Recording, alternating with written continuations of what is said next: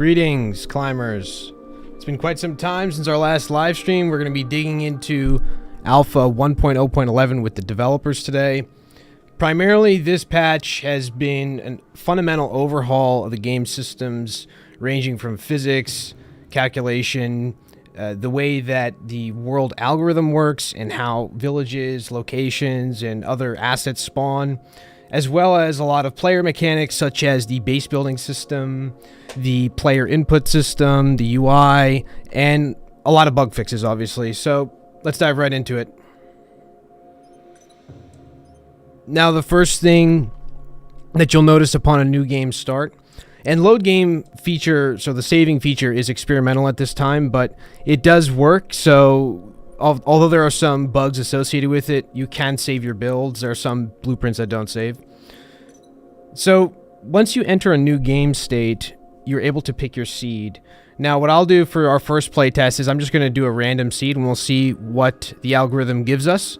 But I have a couple of seeds that I've picked and the QA team has identified through our QA testing, and that is actually a post in the discussion forum for Steam. So if you're looking for a seed to start, we've put together a list of seed starting conditions ranging from the mountainous terrain to birch forest, and then other ones are closer to POIs like villages. And I'm just going to start it up here and we can keep talking about that. The intro trailer is the same as the last alpha build 1.0.10. Two ancient factions wage an eternal war. One side favors chaos and destruction. So what I was saying before about the seed system is that while we're still only in a single biome at this time, we are in the coastal meadow biome, the algorithm has matured quite a bit, and the reason we're doing this is that we want to introduce all of the layers to the world generation algorithm, including seeds, sub-biomes, dense forests, high-resolution meshes, villages, human camps. And once we have all of those different seed values that have been calibrated and the game is running well, then we can start to port over to the other biomes. And what you'll see here is, first, the loading screen time is significantly reduced.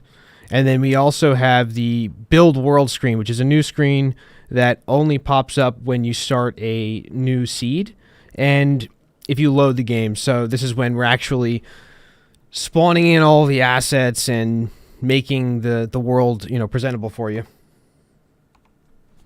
And this is the longest load time that you'll experience now. The actual loading screen is much shorter.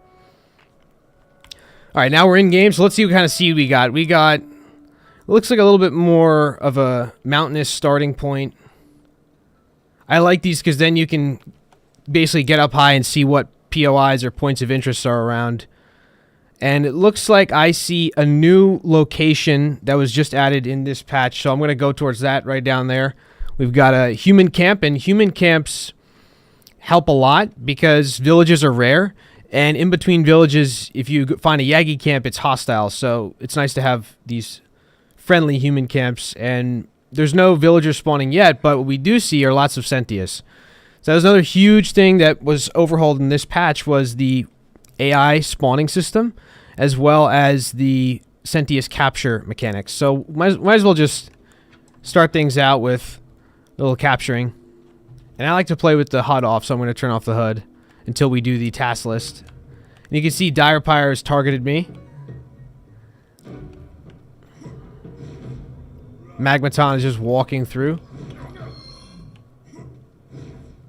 You'll see Kumi will, the starter on my shoulder, will actually use a buff. And you may have seen this from older videos, but the big difference is that now, if we actually go ahead and capture the Sentius,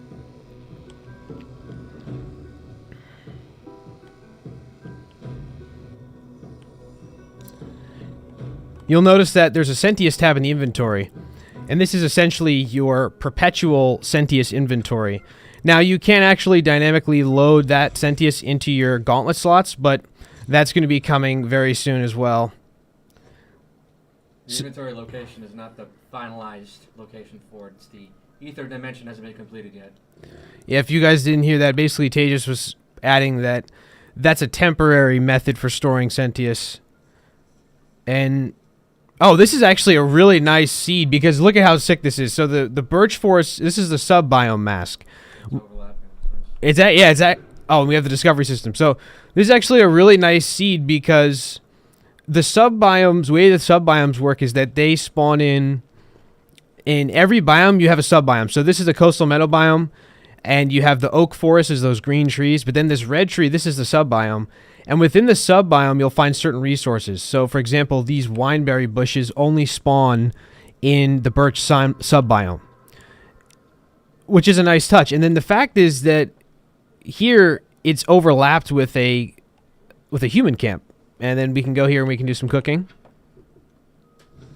And this was a patch, a couple patches ago we added cooking, but cooking's getting a big update soon. We've been working a lot of stuff. We actually had to roll back something that was going to be in this patch because you would go to cook and it would just spawn in like unlimited slop. They just keep flying from the sky. So we had to axe that. Sometimes a fix introduces a bug you didn't expect. Talk about a bug, man. What a bug. And also, the discovery system is in effect for all of the resources you come across. So, for example, if I use the multi-tool and I chop this tree here. Nick, how are the comments? I'll pause this. Good. Any questions? Asking how you could possibly get keys. Yeah, the keys are going to be distributed today, if not during the live stream after. Basically, just, you know, make your presence known in the Discord or in the live stream chat. Make sure you're on Steam, and then you're going to have a high probability of being in that pool for keys. And Twitter. We're going to be giving away almost 100 keys, including Curator, so there'll be a lot of keys given away over the weekend.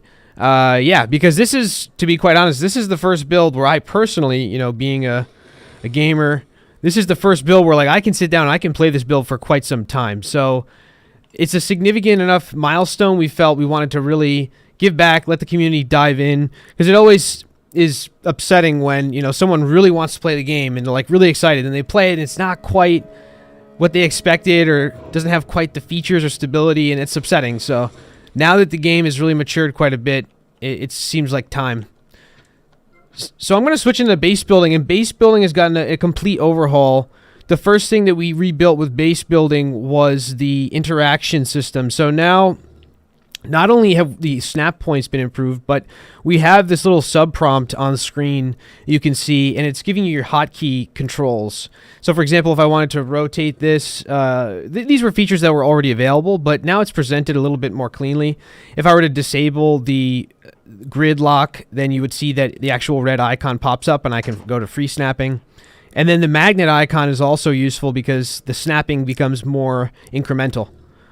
And overall, the way that you base build now is much more organic. So you can build vertically, and I'm currently... Oh, yeah, I'm currently building just from my normal playthrough, and I found, with QA, what we found was that the drop rates were way too punishing. So now drop rates are much more forgiving, and you don't find yourself just, you know, cutting down trees aimlessly to build a very primitive location. Yeah, right now there aren't too many hostiles in the world, but we want it to be reasonable for you to be able to survive the night. Yeah, making it through the first night is critical, and if you can't make it through the first night, or at least make a shelter, because I got lucky with this seed. I came across this perfect little camp with all these resources, but if you don't, then it can be very punishing. And we haven't actually been paying attention to this, but we should look at the top right of the screen is the task list. So we've now implemented a full progression system where not only do you have task list progression, but you also have your level progression. And if I enable UI, you'll see that we're pretty close to leveling up. So I'm going to take on a void in the night, and we'll level up here.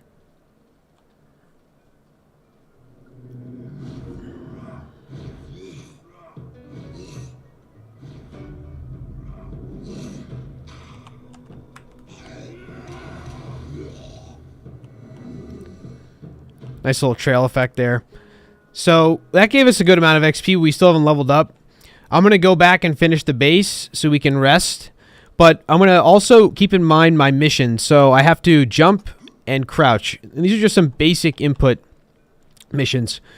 And you can phrase this essentially as if the player were playing the survival game mode, the story game mode, or the, you know, the more persistent universe, what you would call it. That would be a different linear progression. And look at that. We got a temple here. This is actually a really nice seed. I got to check this temple out. So temple's got a visual overhaul in this patch. Basically, the terrain gets flattened more. So you can see, like, what used to happen is these big rocks, when they would spawn in, there would be floating regiments of the... floating regions of the side of the stone. But now, it'll never happen. I mean, I've never seen it in the newest builds. Oh, sweet. So we just found a temple. Now, temples have one of those things also where they were functional. You could go into them and exit them and do the trial, but there were just too many issues with consistent load, save, and performance stuff. So these are going to be coming in a very near patch, and these are going to be your save points. So they'll be they'll be fast travel points, basically. And also, they're going to be trials, similar to Batwa. Now, while we're out at night, you can also see that the player is now rendered much more accurately with terms of lighting, and the reason for that is that now the moonlight comes out quicker, and you just have a much more pleasant night lighting experience. Before, the game was almost unplayable at night because it was too dark, but now it's very playable, and you can see that not only do we have Void running around, but we also have an Okamito, so we're going to try and tame that Okamito if we can just take out this Voidling. Because some Sentius now only spawn at night, such as the Okamito.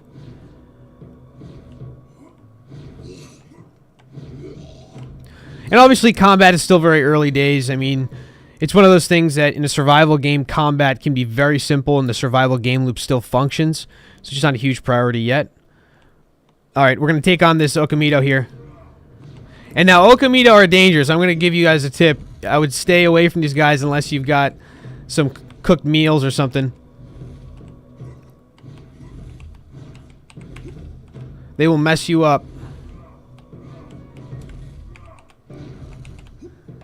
Still some inconsistencies with pulling out the staff when you're running, but it's getting better.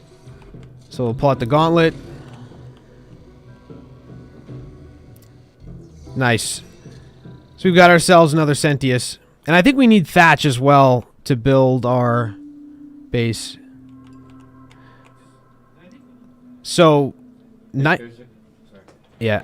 At nighttime, what's interesting is that there's this bug where if you get into combat during nighttime, then it will switch to the nighttime music playlist. But if you don't, it won't switch to the nighttime music playlist. So that's a bug that's going to be fixed real soon, but the nighttime music playlist has curated music, so it's a big thing for me.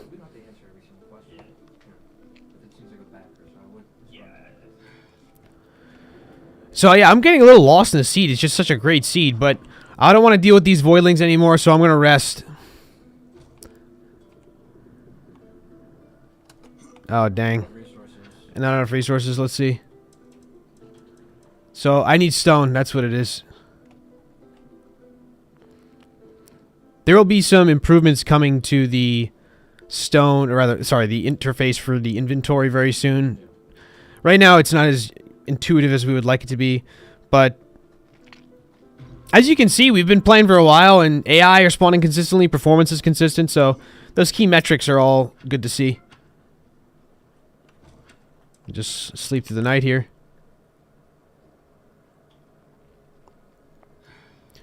Excellent. Little floating bug, not a big deal. So what I'm going to do now is briefly dive into the city building preview, which is the last item on my task list.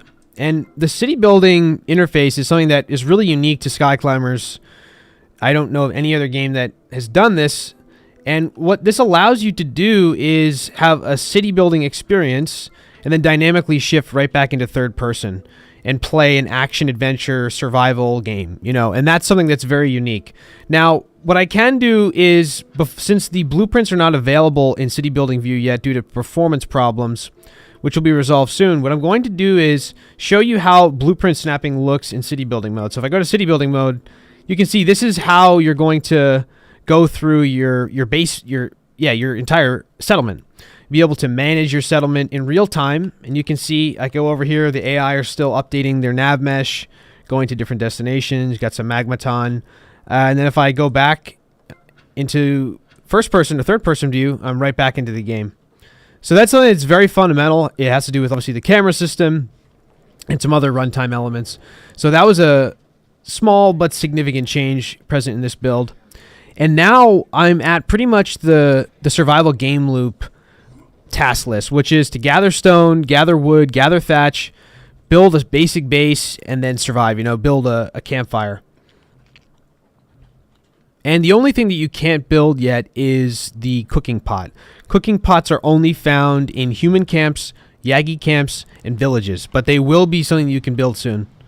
And you can see here, like, the magmaton are neutral, so they tend to, the AI nav agents tend to find the same destination, so they kind of herd like this, which is not even really intended, but it looks kind of cool. And then you can see the Direpyre on their own. They're pretty much going to avoid those magmaton meetup points. And another thing in this patch is resource density. So you can see here, like, I'm in this little patch of oak forest. And the challenge is that, you always want there to be something to pick up. And here I can see thatch, carrot, moon cluster, wheat berries, all these different resources. And those are the kinds of things that are going to draw your eye and keep you moving out. And, now I'm up way this mountain, and if I keep following this trail of resources, I may find something different. And those are very... it's called I believe it's called the 5 or the 10-second loop in most games, where you have this repetitive cycle where, here your eye catches a resource. Oh, so we just leveled up. And now I'm over near, I found a Yagi camp. So let's check this out. Yagi camps are much bigger now. You can see we've got 2 Yagi patrolling outside. And the camps have a cave structure where the cooking pot is. So they're much more formidable fortresses than they were before. I'm not going to deal with it right now because I want to get through this task list. Yeah, about density, in 1.0.10, not only is performance worse, but density was also far less in comparison. So we've been able to achieve both, an increase in performance and an increase in world assets. Exactly. Just, Nick, do you think that everyone can hear Tejas when he talks too? I know we have... Yeah, we don't have an audio test. We should... It's fine. You can relay it. All right. It's not a big deal. Next time we'll get a second mic. That would be great. Yeah. Basically, Tejas was pointing out that the performance has scaled with the density. So there's not just more things spawning, but also the performance is significantly better, which is a big achievement. Yeah, they can't hear me at the moment. It's fine. Okay, yeah, no problem. Well, I'll relay what Tejas is saying. So I'm going to go back to the base that the human camp that spawned, and this will be a great place for us to get through the task list, and then we'll explore and see what we come across. So I have to build a wood foundation. It's pretty easy. I already did that. Build a wood wall.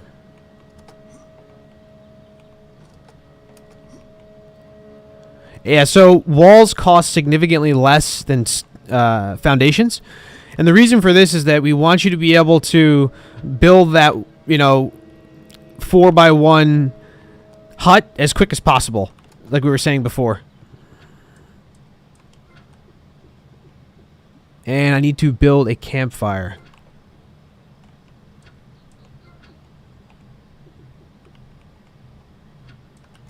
I think Some people are asking about timelines and roadmap. For roadmap timeline, specifically about release or about content? About beta and maturing out of alpha. Yeah, so the beta target is end of Q3. So if the early access target is Q4, beta should be in full swing by end of Q3. And the way we plan to roll that out is to continue with Coastal Meadow Biome Draconian Dynasty until we've exhausted all of the conditions for alpha, essentially. And then the rest of the alpha is just porting those features over to the remaining biomes and dynasties and classes.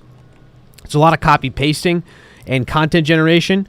And then at that point, we now split and we have the single player, 3 dynasty, 3 class, 5 biome per dynasty alpha, and then we also, or sorry, beta, and then we also have the multiplayer beta, which may be more limited. So for example, we may start with a single dynasty server, or sorry, single dynasty for the multiplayer prototype, while the other 2 dynasties are continuing to be developed in single player for the whole beta.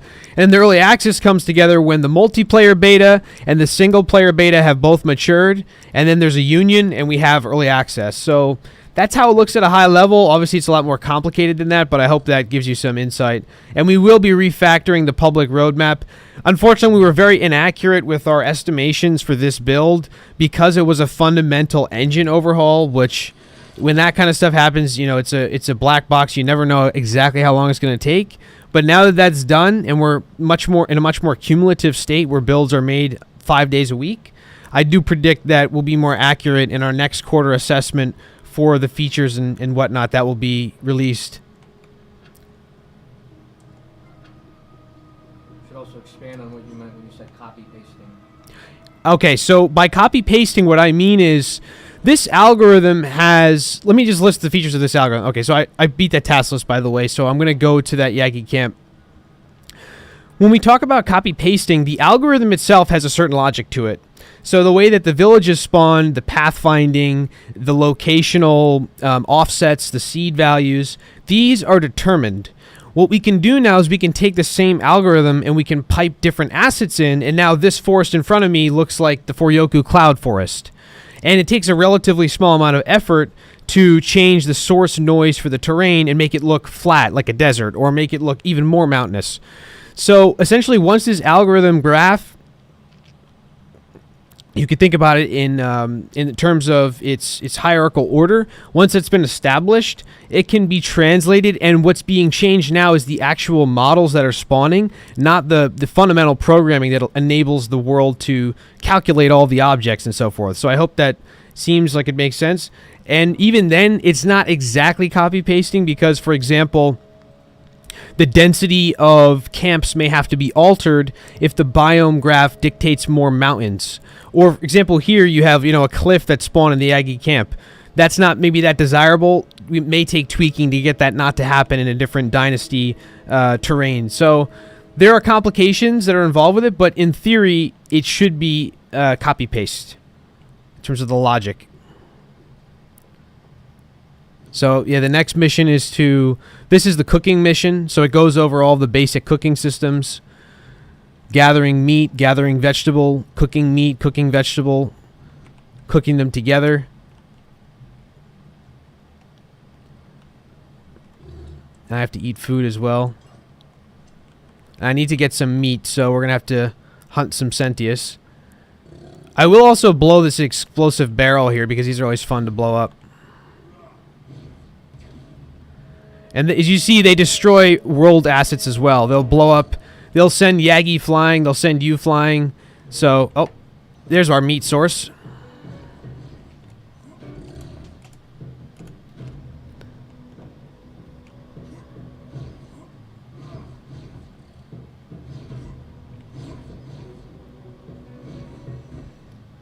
All right, there's some meat. And I'm going to go back to our camp because we have a cooking spot there as well. We'll cook up the meat. And I need one more meat and some vegetables, so we'll get this. In terms of rendering, there was an update to the way that, like we said, nighttime rendering works. During daytime as well, we've reduced that tinting and lines that were kind of streaking from light sources during sunset or nighttime. That's a patch that's going to be coming out soon. We're also going to be rolling out soon a overhaul to the fog. We want to add a volumetric fog. But we did do this update we did a texture overhaul. So you see the trees now are a much smoother texture than they were before. Really kind of finalizing the art style in a way that really feels production ready. As before, we were testing a lot of things out, testing out resolution. But also, like for example, this rock here is quite detailed, but it's also stylized to our liking. So yeah, we need a little more meat.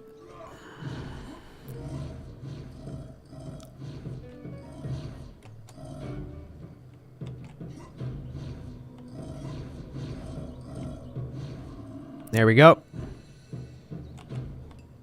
Alright, so we'll go back to camp, do some cooking. This is a really nice seed because you have the camp over here in the birch forest, so you always can find your camp. You just look for the birch forest. That's what I was talking about, the sub-biomes. So, like, example, if you look at this, you could consider it this chunk that we're on. I see oak forest all out there. Oak forest, oak forest. But over here, my camp is this birch forest, which is rarer. And it does provide a nice way to remember where your base is. Or else the problem with a procedural engine is that a lot of times it looks like it's infinite, but it's all the same. So by adding things like sub-biome masks, it changes the way that you explore in a big way.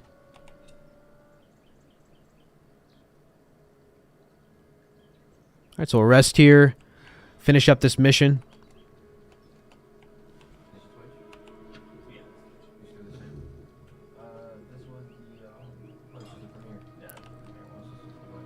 Cooking the meat. Alright, so we got a kebab.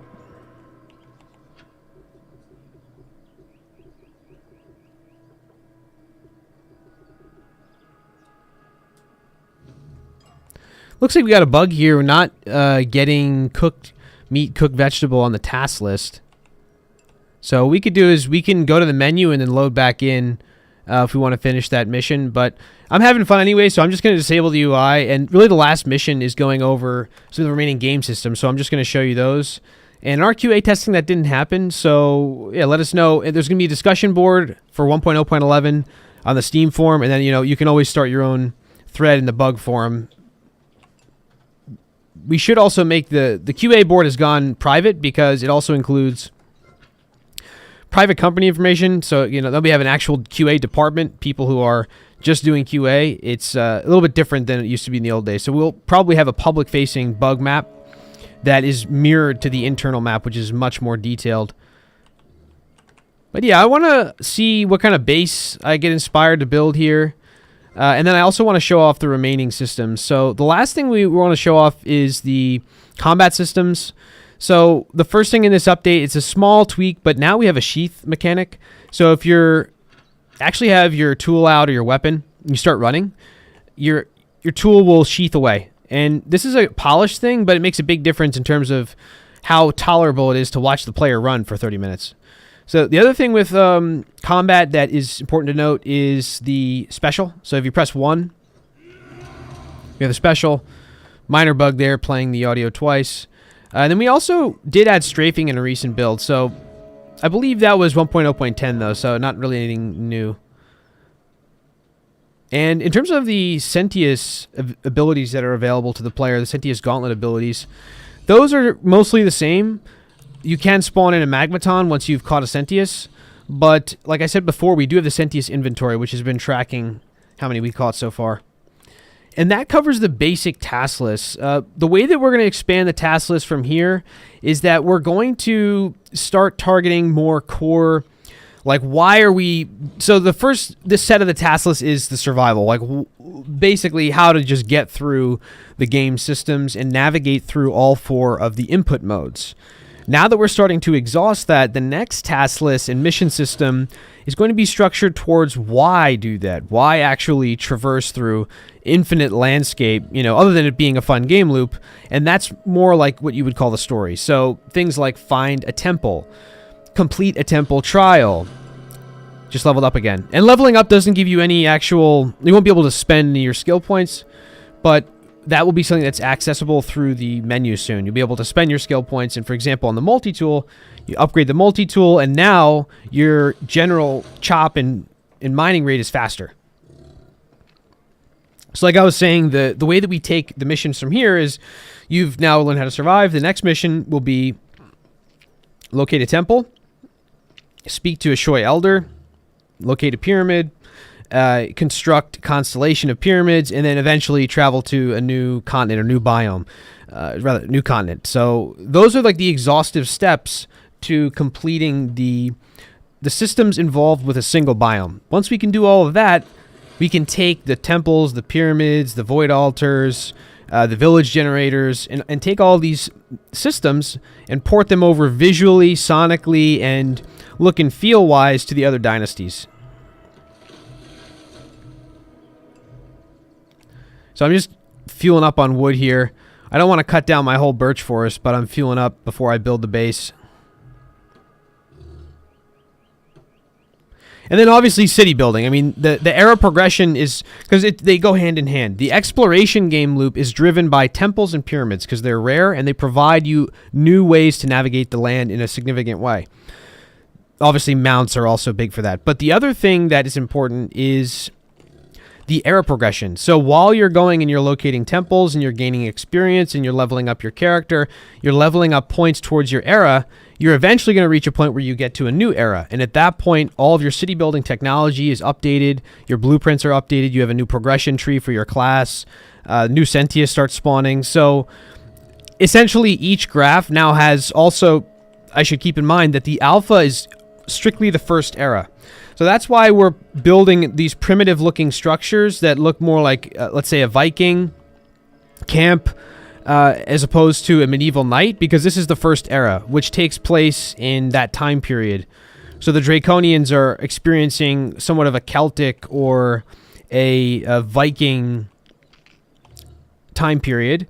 And then as you progress through, you're also going to gain access to more complex blueprints. So like these primitive totem poles that look like they're hand carved of the magma element, these will be replaced by more ornate structures in the medieval era, and then even the most ornate and elaborate structures in the Renaissance era.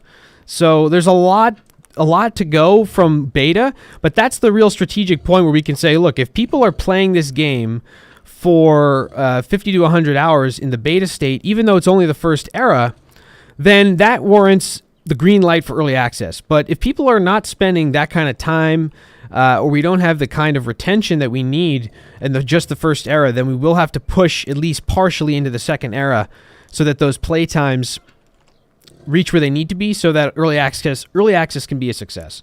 Because the worst thing we want to do is rush through and we give people a glimpse of the game in its full glory, but it's not fully realized. All right, so we run out of resources. I'm going to grab some more wood.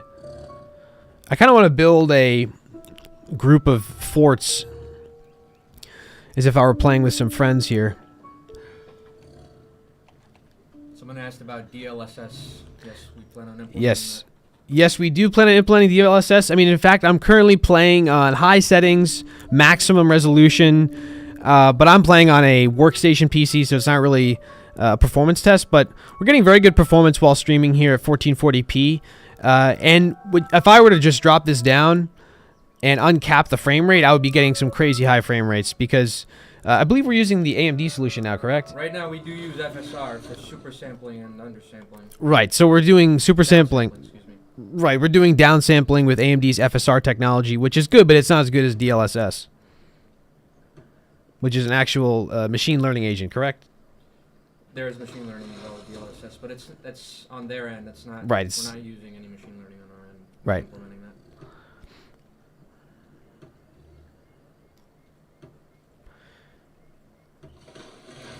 It's definitely nice to see just Sentius all around. Like that's something that was really missing. You can't really have a monster taming game if there's no Sentius. So having them everywhere helps a lot with the game loop.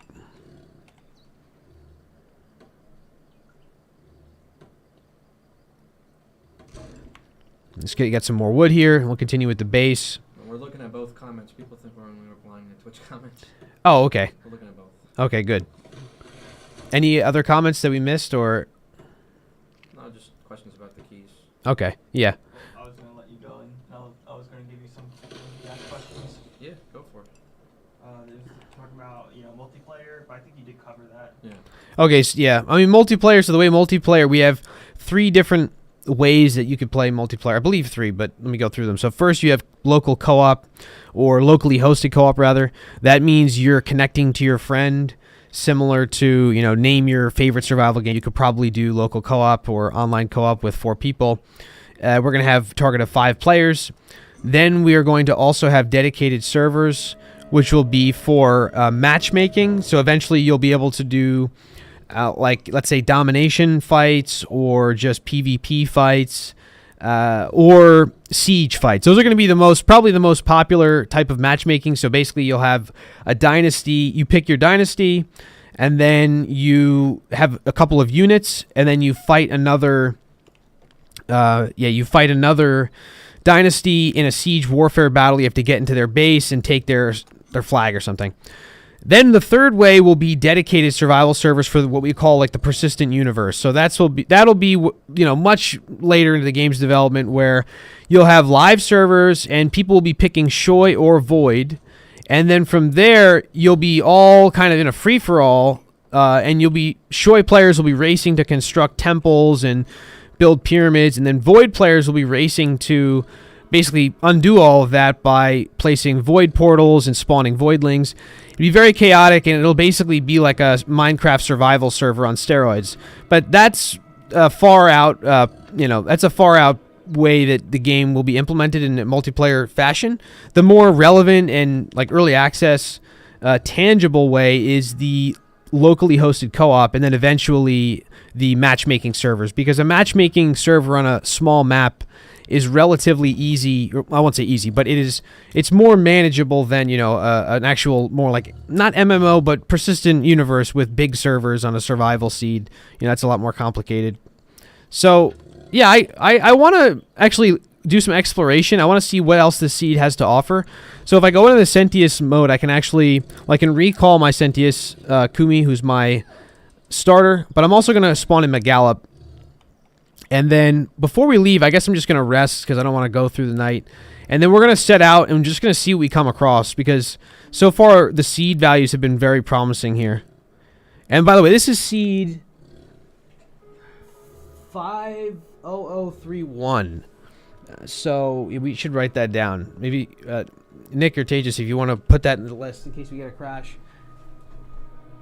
50031. Yeah, this is a really good seed. I actually just made a change to the algorithm last night, which offset these camps specifically, because they were spawning too close to villages, and it seems to have really worked in terms of this seed at least.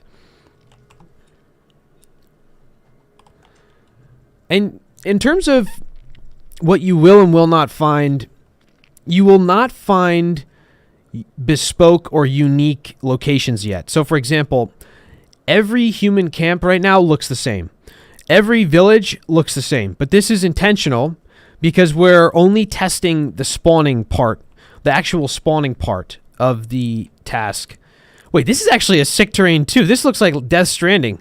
This is actually really sick. It really does, because it's got the Icelandic rocks and stuff, and you got the ruins up there. These are new assets. This is a sick seed. Okay, so I digress. But what I was saying is, I'm sorry, I forgot what I was saying.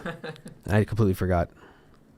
Talking about how there are no bespoke or yes, iteration of each exactly. point of interest. Exactly. So the reason for this is to isolate the way that we debug the spawning behaviors. Now we're able to very clearly see when a spawning issue is present, when an overlapping mesh issue is present.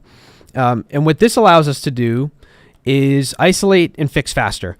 Now that we're honing in on those features, we can actually add variations. So basically, every time you come across a camp, you will be able to come across one of, let's say, 5 different camp variations. So here's another camp. So right now, all the camps are the same. And very soon, the algorithm will actually spit out a bespoke patch every time. Sorry, a just bespoke camp every time. So you'll never run into the same camp in the same spot. And same goes for villages. Same goes for Yagi Camp. Same goes for temples. Some temples may be obstructed by void. And we just came over this valley here, and this is actually really nice. I'm going to just get Megallop back out. And mounting is going to be coming soon to pretty much every Sentius that's large. So Magmaton, Direpyre, all those big Sentius will be mountable soon.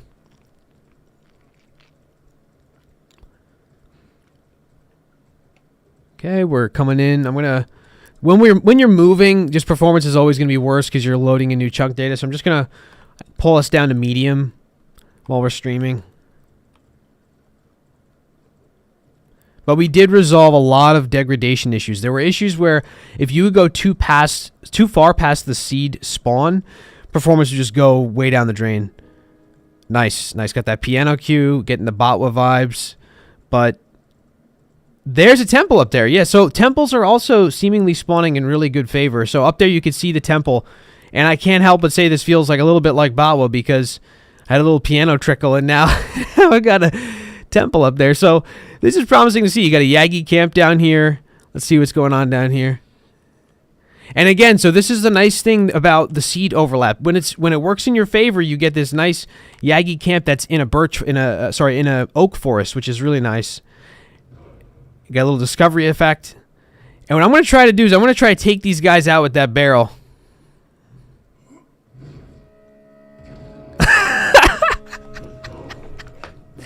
Oh, that's great.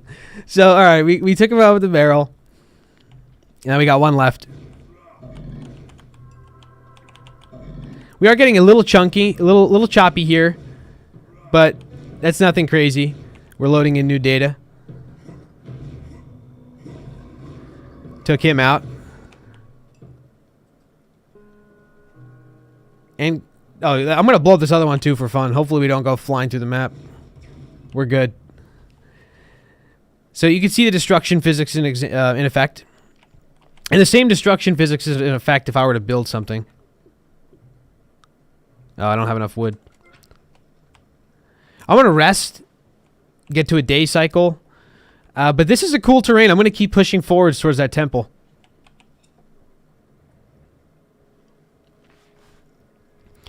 I think another thing that's really important about the way we've designed the game is that while feeling like a survival game, it has, I would call it survival light, because you have these campfires that are spawning now in human camps, Yagi camps. I mean, in my playthrough, I've come along enough camps I wouldn't have to ever really make... Level up. I wouldn't ever really have to make a campfire unless I really had to. But the fact that it's there as an option does make it so that the game is a little bit more casual. And also that you can focus a little bit more in on that cinematic experience, that third-person action experience, while still having those pressures on you, which compel you to invest time in the game. Because, you know, if the game goes on forever and it's the same game loop, it can become tiresome. So having survival gives your actions meaning, and it also rewards you for exploring. And exploring, you find a good spot to survive in. Now it's like, okay, well, you spent the time, but you were rewarded, so you're going to keep pushing forwards. Whereas, you know, if everything's just handed to you. Okay, so we found a road. Okay, this is good. So if you find a road, it means you're close to a village, and I do want to get a village on stream. So villages are pretty rare. I'm thinking it's going to be up this way. But the roads are critical. If you can find a road, you can find a village, which is good because villages are rare. And here you'll see these little fragments. These are going to be things you interact with using the gauntlet. You'll essentially harvest XP from them. But as of right now, you can't do that. So we're going to keep pushing forward.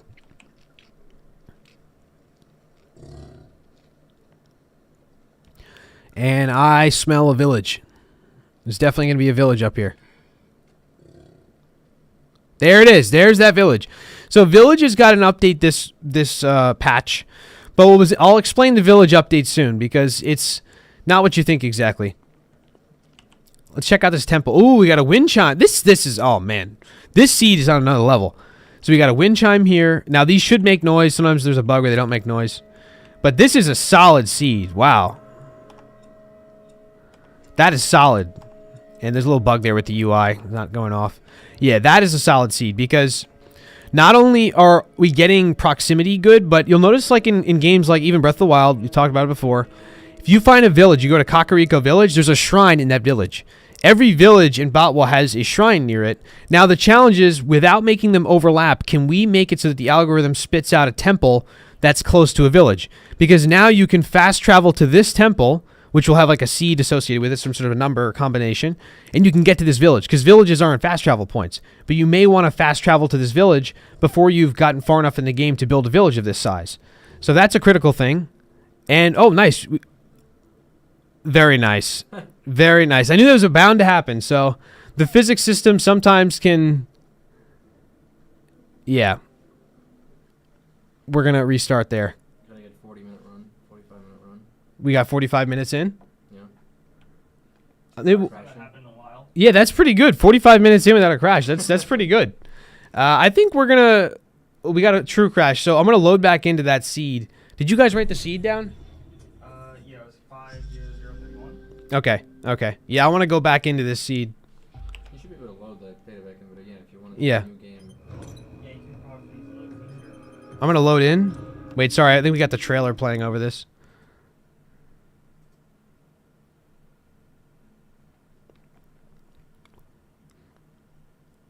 All right. Yeah, so I'm gonna go back to where we were. I want to keep going with the seed. I think this seed is on to something. F's in chat. F's in chat. F's in Nice, excellent. Yeah, we're gonna go back to this seed. That is funny because that hasn't happened in such a long time. Yeah, it hasn't happened in a while. Just a good reminder we're in alpha. Yep, good reminder. Always good to be humbled.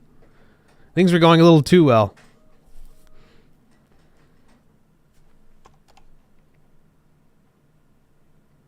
Somebody's asking about camera customization. Yes. Yes, there will be lots of camera customization. In fact, we want to have an actual photo mode so that you can make your own cinematics and stuff like that as well. I think we mean like the game camera. Oh, as far as the game camera, yes, you will have comfort settings. Right now, there's a cinematic thing that happens when you switch to your weapon. Those are all going to be changed. And my apologies. I'm going to do a fresh restart here because Yeah, usually when you have issues like this, yeah, we'll be right back. you will.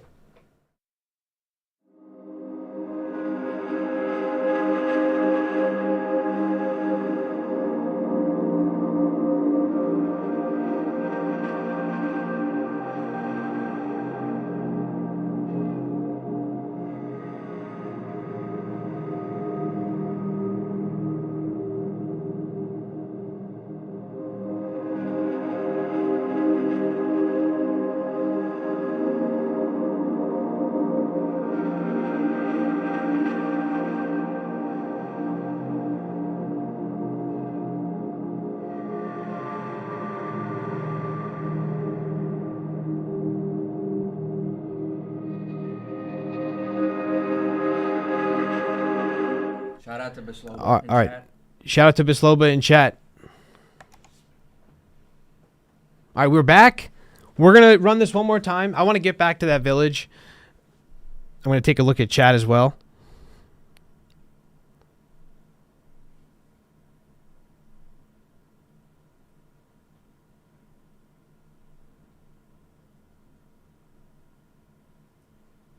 YouTube chat asking about how many Sentius we can capture.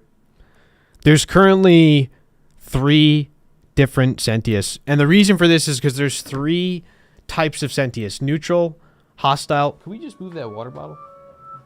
I think they're asking about total quantity. Oh. We'll talk about how many Yes. you can have out at once. Oh, okay. Okay, so let's... Storage. All right, we're going to go over Sentius metrics. So first thing to note with Sentius is that the way that it works is for the game's entirety, what you will have is the ability to have a companion on the shoulder, like you can see now, the small Sentius, a support.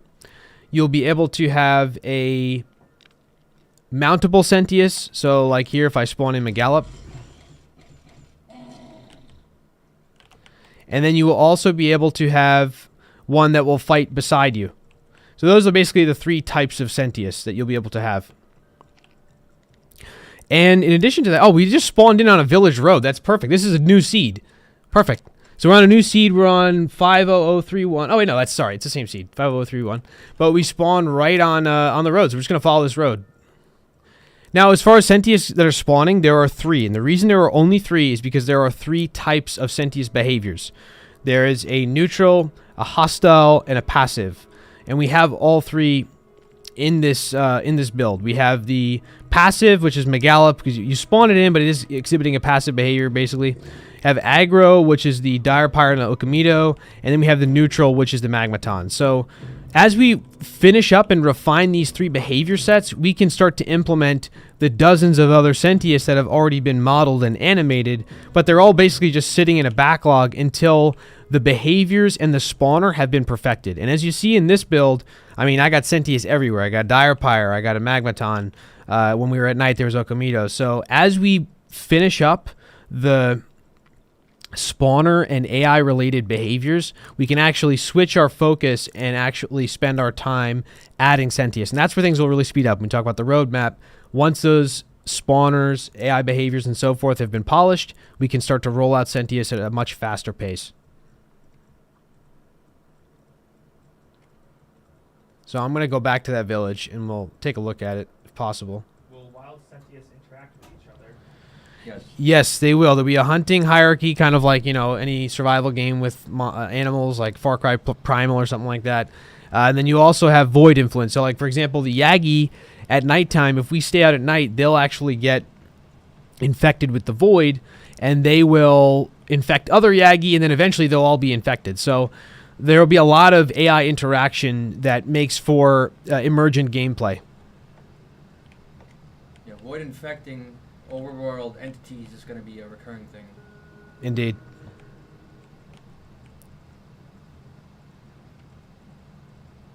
Yeah, guys. And also altitudes will impact where Sentius spawn. Right now they're just spawning anywhere, but eventually only Sentius of a certain species will spawn at the higher altitudes, like up here.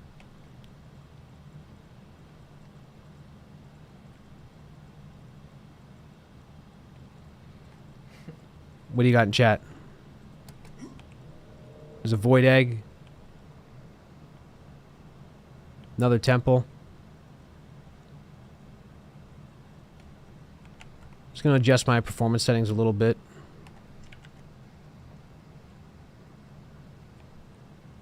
Yes, voidlings don't attack villages yet, but they will attack villages. Yes, voidlings will attack villages, and they will attempt to infect your villagers. So that's going to be a big threat that's going to incentivize you to build up your defenses and have a militia. So in that way, the game becomes kind of like tower defense. So here we got a temple. No overlapping spawns yet, which is good. So some big mountains up there. Mountain textures were updated in this patch. They're still going through overhaul. There's some blank spots, but it definitely looks better. The detail is a much higher resolution. Someone asking if we're going to expand the active party to more than 3. Probably not, because of balancing. Yeah, probably not. I mean, if it were, it would be something that would be very limited. Like, let's say only the war class had 4. You know, something. Yeah. It would be very specific in which case that would apply. Sorry to disappoint. What'd you say? Sorry to disappoint. Oh yeah. Yeah, probably not. You know, monster taming is only, you know, a lot of people know the game for the monster taming because there's a big presence and community for that, which is great, but the game is really a lot more than just monster taming. Monster taming is really just, I would say, a quarter of the full game loop. The city building, the class progression, the exploration of the seeds, you know, those kind of are the other 75% of the game. And there's another village, actually, so we're going to go check this village out. I'm going to make a little camp on the way. I feel like this is a good spot for like a Viking camp, so I'm going to make a camp up here.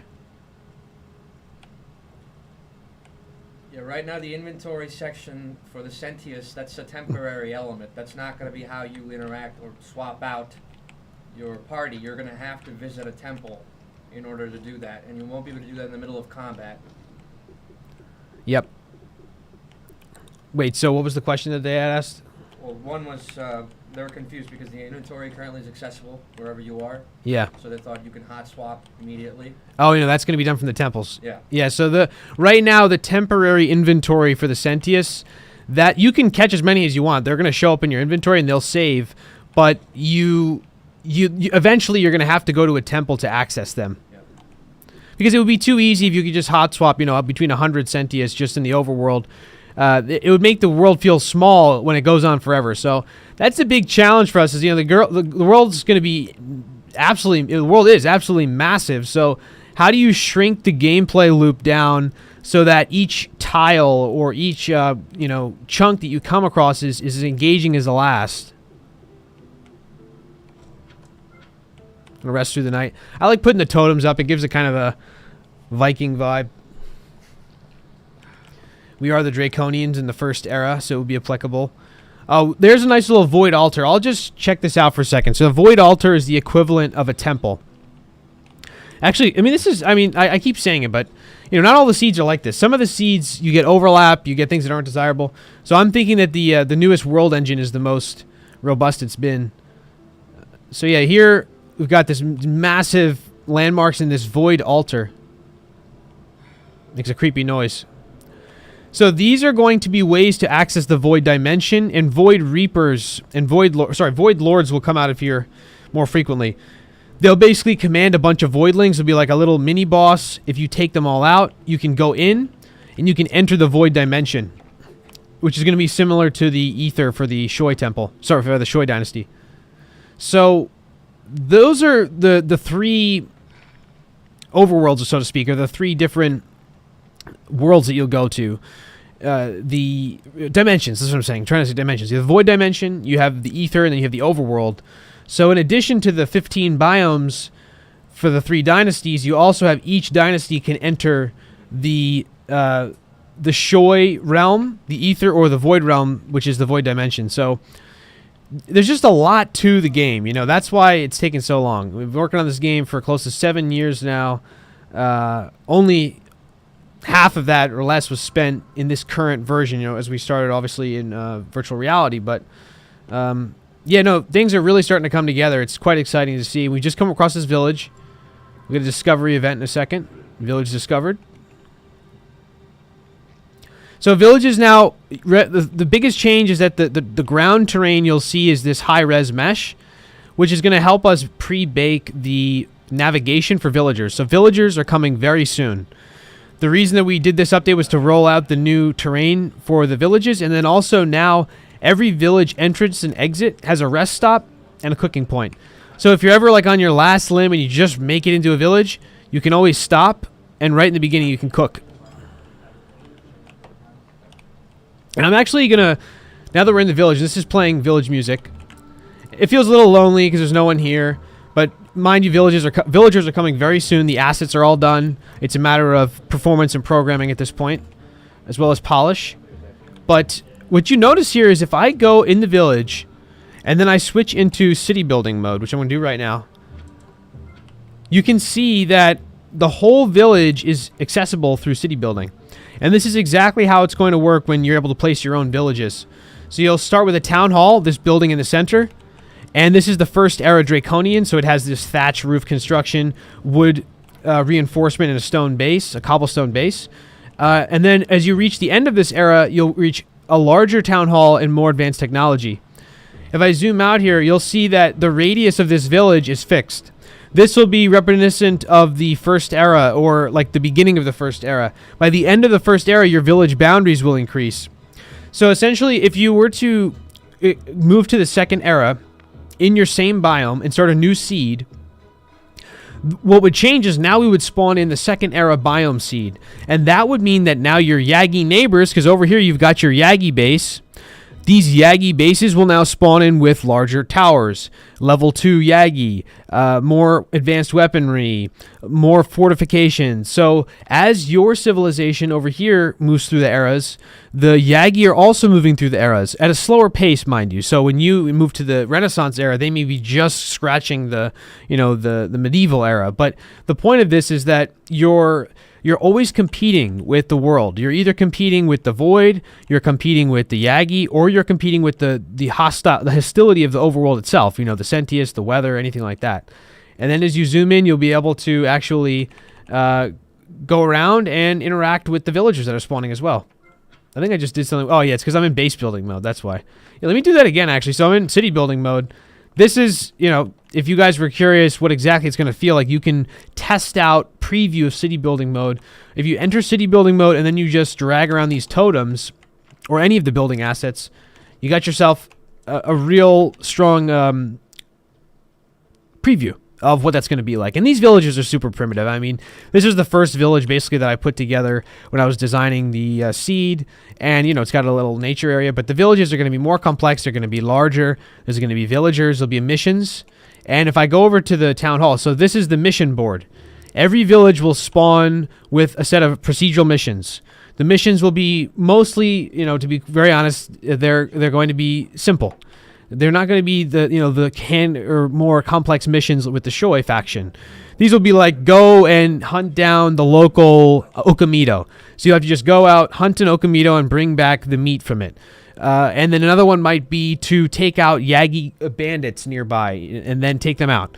Another one might be to gather 10 moon clusters and bring them to this house. But these will spawn randomly so that every time you come across a village, you have access to cooking, resting, quests, shelter, and then you will also have access to shops. So you'll have, these are just NPC houses, these are just villager houses, but you'll also have access to shops, which means that you can, every time you come across a village, you're going to have that.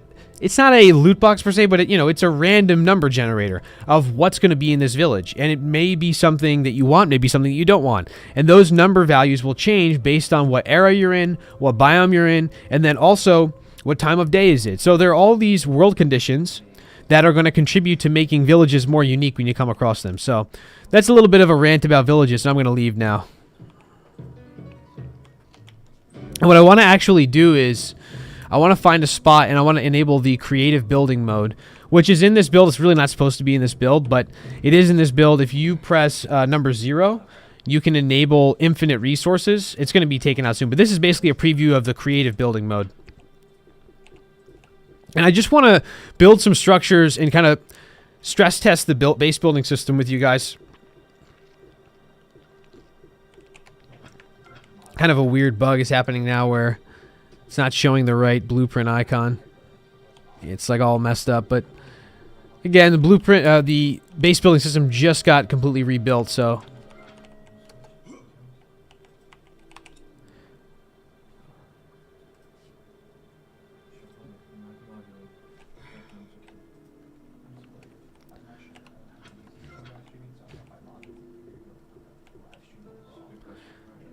What's going on over there? Nothing. Oh. How's the stream going? Good. We still have viewers? Yeah, plenty of viewers. I'm just getting them to post links. What'd you say? We're getting them to post links about Centipedia and the other showcases. Perfect, perfect. So what I'm going to do now, guys, is I'm just going to build a huge base. I want to stress test the base building system. It's a huge part of this update, and I want to see where things break.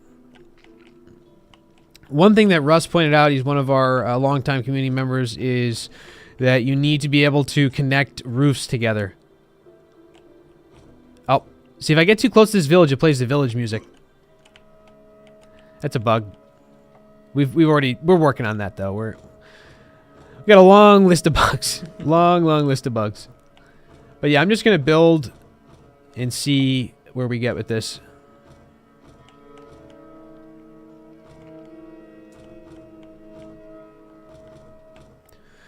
So, but previous to this build, it was difficult to build a... Previous to this patch, it was difficult to build a 2-story building. That's been resolved. So we have some new category options. You'll find your standard walls and so forth. So I'm just going to place some walls first and get this structure underway.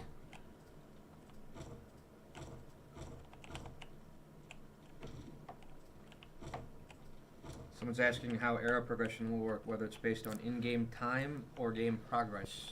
So era progression is a cumulative level standard that we're going to use. So every action in the game will contribute to your experience. And if I enable HUD, you'll see I'm level 1 because we restarted. But on the mini-map on the left of the screen, there's a gold tint, and that's representing your level. So every action that you do, whether it be base building or... well, not base building, because that could be spam, but harvesting resources, fighting mobs... doing anything that involves the core game progression, you will end up getting some resources and some experience. That experience will come together into a cumulative level that you can spend, or level point pool that you can spend on your character progression, your era progression, or your Sentius progression. And these are the 3 primary ways that you'll spend your experience. So let's say you're playing, and just quickly, I'm going to show you guys. So if I were building here, I'm going to just disable the grid snapping. And also the magnetism, so the snapping to the joints. And this is kind of how you build like little stairs, because we don't have a small stair yet. We have the asset, it just hasn't been implemented yet, so I'm just going to build this little stair thing here.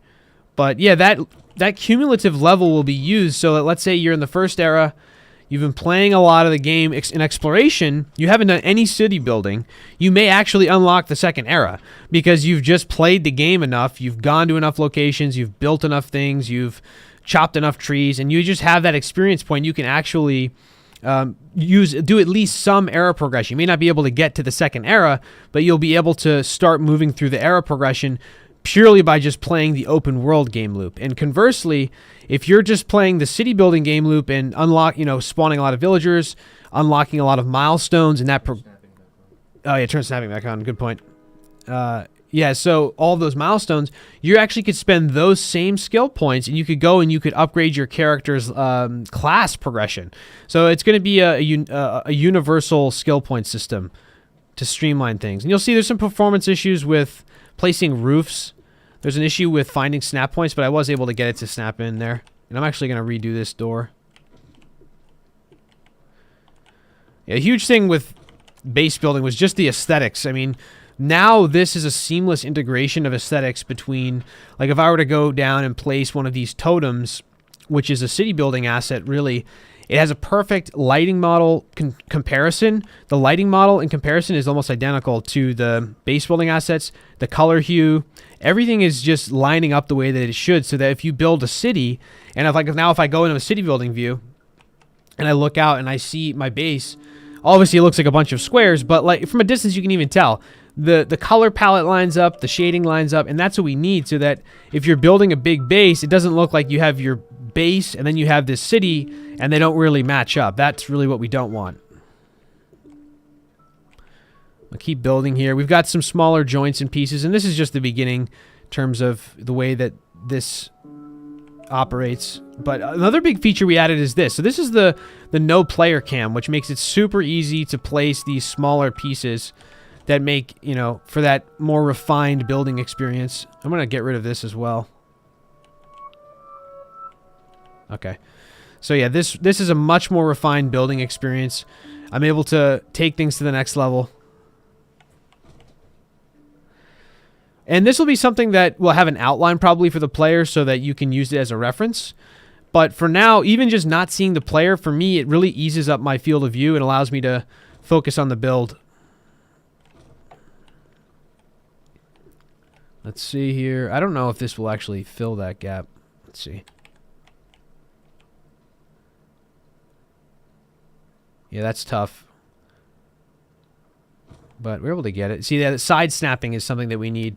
Can't snap to that side piece, so I'm going to just delete that until we add that side snapping point. So now I'm going to add some side roofs. Again, there's a performance drop when you place roofs. It's going to be fixed soon.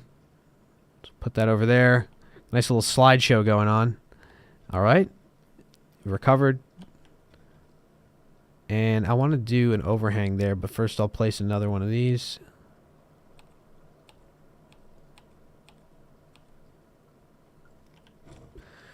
Yeah, so what I was talking about before we added is now you can really start to visualize two-story buildings. Before this patch, one-story building was kind of the limit, and then you'd be capped in terms of what pieces you had available to you to really finish the designs. So I'm just going to build a ramp, and then I can finish this off this side of the roof.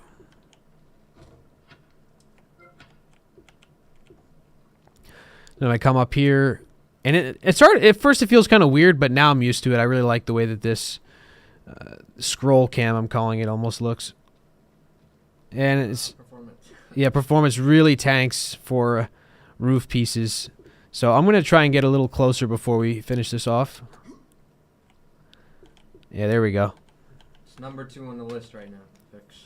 Yeah, probably be the first hot fix for this build. Yeah, it's not letting me. Gonna have to try going onto this foundation. Yeah, so this also should help. More snap points, the better, I've found. So if I fill in this gap here, I'll probably be able to get it first try. Yep, first try. So another issue is that there's just not enough snap points for some pieces, so it's hard to get them to stick together. And then, so like right there, this to me is more sophisticated than your average survival game already. Your basic Fortnite building, so this is a good step. And we're just going to expand from here. We have a lot more pieces planned And I'm just going to rest and try to finish this up. We'll probably call the stream after that. It's been a long week for the devs, but definitely going to be streaming more now that the game is matured so much. Had a little bit of a performance dip. Just be mindful when you're with your builds with snapping points. It's a big performance issue right now.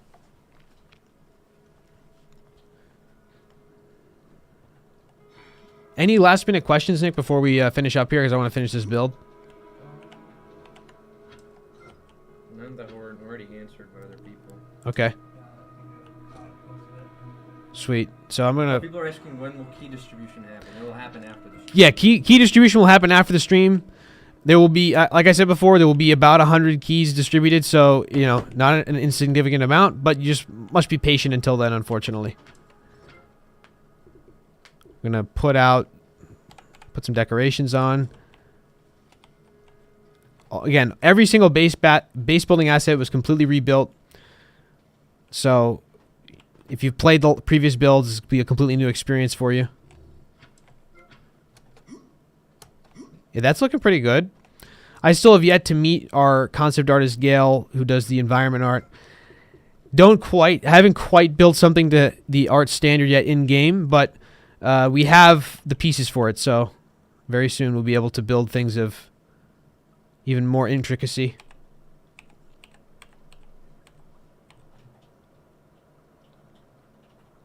You see there, I got another piece. And I actually really like that finish too, the dark wood.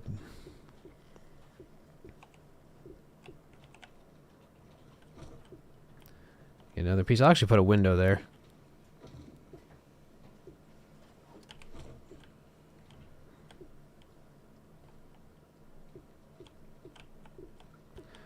And as your builds get bigger and bigger, as with any survival game, there's going to be some performance degradation. We obviously want to limit that, but there will be some for now. Shout out to Eric. Oh, Eric's in the stream? Yeah. Nice. Hey, Eric. Eric's our web dev, so our awesome website you'll see all built by Eric and Tom. Yeah, really fighting me with the performance. But we're going to get this done. I'm very stubborn. I don't give up easily.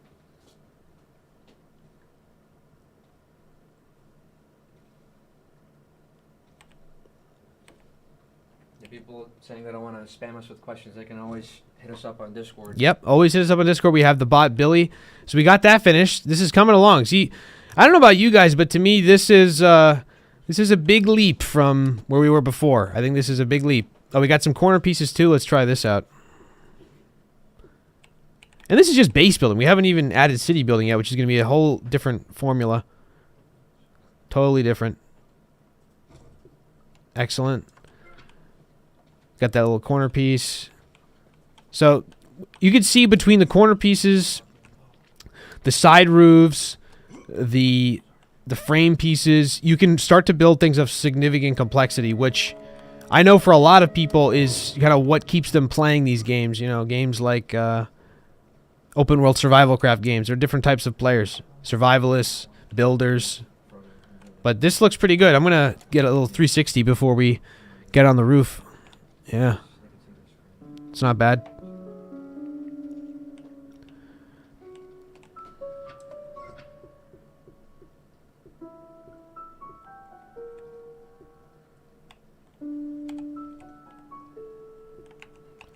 Music has been updated. A lot of new songs are being played. More, again, with that Viking theme for the first era. Music will change for every era, so every era will have a completely different soundtrack. You'll hear some of the same songs that are across every era and every dynasty. But the eras will all have different localized soundtracks for each dynasty. That actually fit in so much easier. This is looking like a farmhouse. Once we had farming, it'd be great. You could throw a bunch of magmatons in here, start breeding them, and you got a meat machine. Unless you're a very protective tamer and you don't want any magmaton to be slaughtered. That's like it's interesting, like a vegetarian playthrough. Don't eat any Sentius. It'll be completely possible. Yeah, very possible. Like the herbalist playthrough, you build a witch hut out in the woods. Our current Teslas can't do that though. Yeah, no. Good point. Our current Tassless is carnivorous. It's You won't be able to finish this. not vegetarian friendly. Almost, man, almost. Ah, no, I lost a roof piece. Yeah, so I mean, this is obviously early days. But already, I mean, man, almost. Having a lot more fun with this version of the base building system. There we go. No! Alright, I give up on that until I fix the roof.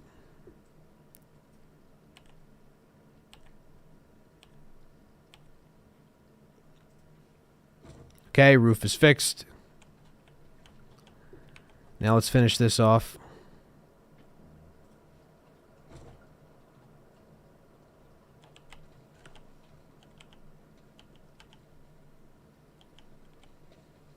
Yeah, I wonder why it's fighting me like that. I'll just delete the other one.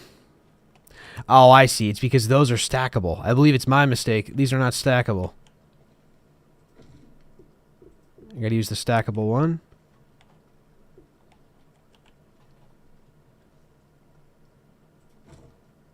Also, I'm in creative. This would take a lot longer to build, you know, in survival.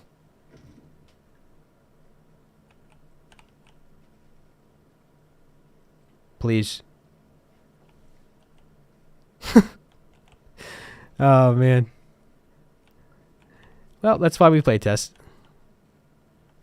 I'm going to give up on that. I think we can call it a day. Yeah, we're gonna call it a day. We're gonna call it a day. I'll do a little 360. Thank you guys again for tuning into the stream. It's been a big patch, and look for the patch notes on Steam and more information coming soon. Talk to you guys later.